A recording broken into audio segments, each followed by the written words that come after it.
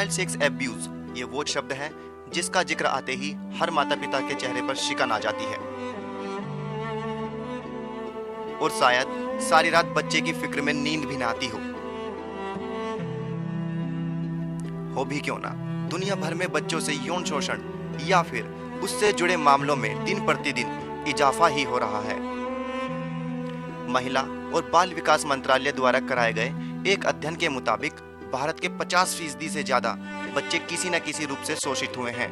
हालांकि इसकी रोकथाम के लिए 2012 में पॉस्को कानून भी बनाया गया था, लेकिन इससे कुछ खास बदलाव नहीं आया। बच्चों के यौन शोषण या फिर इससे जुड़े अपराधों में सिर्फ 2.4% मामलों में ही कार्रवाई हुई है।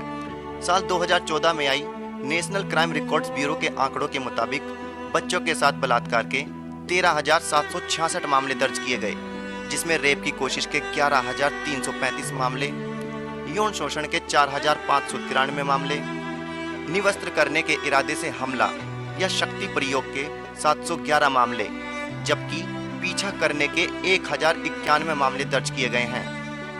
इसका दुखद पहलू यह है कि ज्यादातर मामलों में पॉस्को दर्ज ही नहीं किया गया। दुनिया भर में बच्चों पर यौन शोषण या फिर उससे जुड़े एक सर्वे के मुताबिक हर 3 घंटे में एक बच्चे के साथ ऐसी घटनाएं होती हैं। ऐसी घटनाओं से बच्चों की सुरक्षा को लेकर घर वाले चिंतित रहते हैं, लेकिन इसके बचने का उपाय भी घर से ही शुरू होता है। भारत में घर वालों को बच्चों से उसके शरीर के निजी हिस्सों के बारे में बातचीत की झिझक को दूर करने के लिए कई वर्कशॉप भी किए जा रहे हैं। हमारी टीम ने चाइल्ड सेक्स एब्यूज पर काम कर रही संस्था स्कूल ऑफ लाइफ से जुड़ी डॉक्टर डायना चेरियन से सारे पहलुओं पर बात की।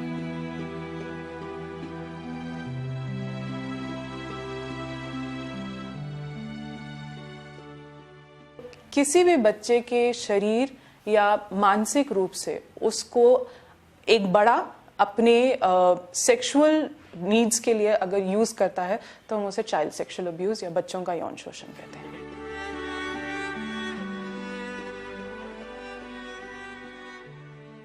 जैसे किसी एक व्यक्ति या किसी एक जगह से अचानक से डर महसूस करना, उस इंसान के साथ या उस जगह के साथ बच्चा पहले बहुत कंफर्टेबल था, पर अचानक से कुछ दिनों से बोलता है कि मुझे ये अंकल पसंद नहीं है, मुझे आंटी पसंद नहीं है, मुझे उनके पास नहीं जाना, मुझे इस जगह के पास नहीं जाना। एक ये चीज़ है जो कई बार बच्चों में देखते हैं। दूसरा, जब बच्चे छोटे होते हैं 3 से 4 साल या करीबन 8 साल की उम्र तक, बच्चों को बिना कपड़ों घूमना बड़ा अच्छा लगता है और ये बहुत नॉर्मल होता है। घर में आप देखेंगे वो सिर्फ अपनी चड्डी पहनते हैं और घूमते रहते हैं और उसी में मस्ती करते हैं, जो बहुत नॉर्मल है, अच्छी बात है।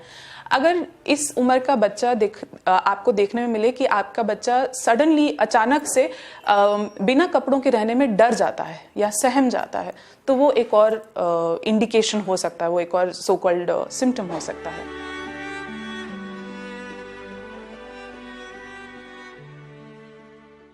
पहली बात हमको समझना ये है कि बच्चों को कई बार पता ही नहीं होता कि उसके साथ जो हो रहा है वो शोषण है या यौन शोषण तो आप भूल जाइए, पर उसको यही नहीं पता होता कि उसके साथ जो हो रहा है वो शोषण है या वो गलत है। क्योंकि कई बार ये जो करते हैं, ये जो परपेट्रेटर्स होते हैं, वो बच्चों को बहला फुसला के, ज्यादातर बहला फुसला, क्योंकि बच्चों के साथ जोर जबरदस्ती करने की जरूरत नहीं पड़ती, वो तो छोटे से वो क्या करेंगे, तो उनको बहला फुसला के, उनको ये बोल के कि ये एक स्पेशल टाइप का गेम है, ये कोई भी जो जिनसे हम बहुत प्यार करते हैं उनके साथ हम इस टाइप का खेल खेलते हैं, उसको एक खेल के रूप में बच्चे के सामने रखते हैं और बच्चों के साथ इस तरीके का दुर्व्यवहार करते हैं।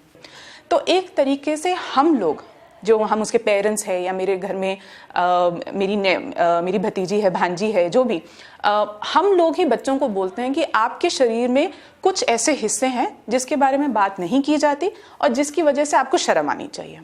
तो कल को उस बच्चे के साथ, भगवान ना करे, पर उस बच्चे के साथ यौन शोषण होता है, कोई बड़ा उस बच्चे के उन हिस्सों को छूता है गलत तरीके से, तो वो उस बच्चे को लगता है कि मैं अपने मम्मी पापा को कैसे बताऊं, क्योंकि पिछली बार जब मैंने अपने शरीर के बारे में बात करने की कोशिश की तो मम्मी पापा ने बोला नहीं, गंदी बात, बुरी बात, छीची। तो वो बच्चा सहम जाता है कि नहीं, ये तो चीज ही गंदी है, ये मेरे शरीर में ये गंदी चीज है, तो मैं इसके बारे में बात ही नहीं कर सकता। तो एक तरीके से देखा जाए, बच्चे क्यों नहीं बताते, बच्चे की गलती नहीं है, हमारी गलती है, क्योंकि हम बच्चों को वो इन्फॉर्मेशन ही नहीं देते, वो ज्ञान ही नहीं देते कि आपका पूरा शरीर और आपके शरीर के सारे हिस्से खूबसूरत और अच्छे हैं।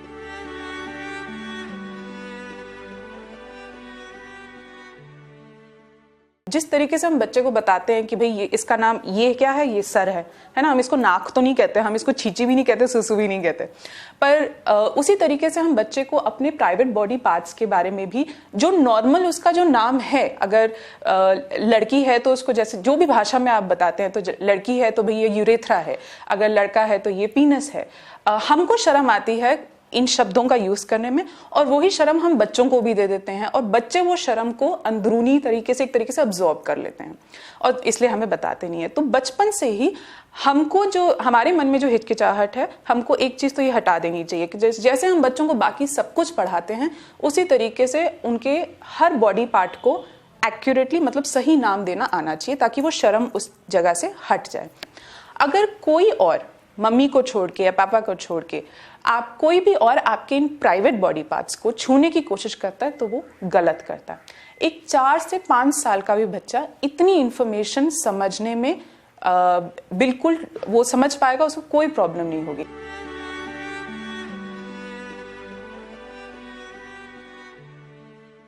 सबसे पहले धैर्य रखें। अगर आपको कुछ दिखता है, आपको 2 हफ्ते से 1 हफ्ते से बच्चे के बिहेवियर में ये जो मैंने अभी चेंजेस बताई हैं, उनमें से 3-4 चीजें दिख रही हैं, तो एक दिन बैठकर उसके साथ क्लास लेने से अच्छा है कि आप मैं ये पेरेंट्स को जनरली भी बोलती हूँ कि एक कांस्टेंट एक चीज रखें। हर शाम को जब सोने से पहले, बच्चे को सुलाने से पहले बच्चे से बात की जाए कि आज पूरे दिन में आप, जनरली पेरेंट्स करते हैं कि आज आपने क्या क्या किया, कहाँ खेले, किसके साथ खेला, क्या किया। 2 चीजों के बारे में जरूर बात करें। आज पूरे दिन में आपको क्या अच्छा लगा, सबसे इंजॉय क्या किया आपने, जिसको हम कई बार हम बोलते हैं कि what was a high point, आज सबसे अच्छी चीज क्या हुई। और ये भी पूछना जरूरी है कि आज ऐसा कुछ हुआ जिसमें आपको अच्छा नहीं लगा। बच्चों से सेफ्टी के बारे में बात करना, एक तो मैं बता चुकी हूँ कि प्राइवेट बॉडी पार्ट्स के बारे में बात करना। अगर आपको कुछ सिम्टम्स ऐसे लगते हैं कि आपको लगता है कि नहीं कुछ गलत हो रहा है मेरे बच्चे के साथ, तो आप डायरेक्टली अपने बच्चे के साथ बैठकर पूछ सकते हैं कि बेटा, हमने आपके साथ बात की थी कि प्राइवेट बॉडी पार्ट्स होते हैं, हम किसी के साथ शेयर नहीं करते हैं। क्या पिछले कुछ दिनों में किसी ने आपके प्राइवेट बॉडी पार्ट्स को छूने की कोशिश की, या किसी ने अपने प्राइवेट बॉडी पार्ट्स आपको दिखाने की कोशिश की? ऐसा कुछ हुआ क्या? आप मेरे को बताना चाहेंगे? एक डायरेक्ट सवाल पूछने में भी कोई खराबी नहीं है, पर यह सवाल किस तरीके से पूछा जाता है वो बहुत जरूरी है। अगर आप उसको बिठा देंगे और बोलेंगे क्या ऐसा कुछ हुआ, तो बच्चा और डर जाएगा, सहम जाएगा। एक कांस्टेंट डायलॉग रखें, थोड़ा धीरज रखें, ताकि बच्चे को धीरे धीरे से लगे कि हाँ, मैं अपने मम्मी पापा के साथ इस चीज के बारे में बात कर सकता हूँ।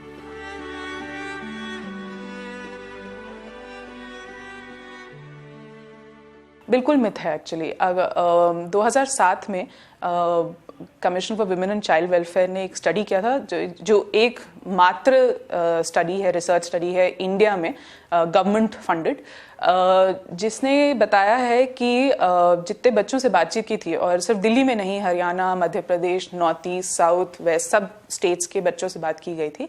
अगर उनके आप स्टेटिस्टिक्स देखें, आंकड़े देखें, तो आपको पता चलेगा कि लड़के एक्चुअली ज्यादा रिपोर्ट करते हैं कि हमारे साथ यौन शोषण हुआ है।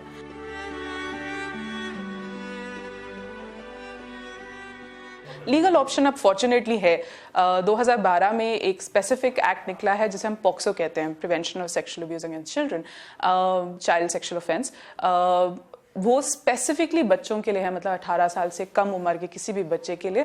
और बहुत अच्छा लॉ निकला है, क्योंकि इसमें ये एक और बात जो बहुत अच्छी है कि ये लड़का और लड़की में डिफरेंस नहीं करता।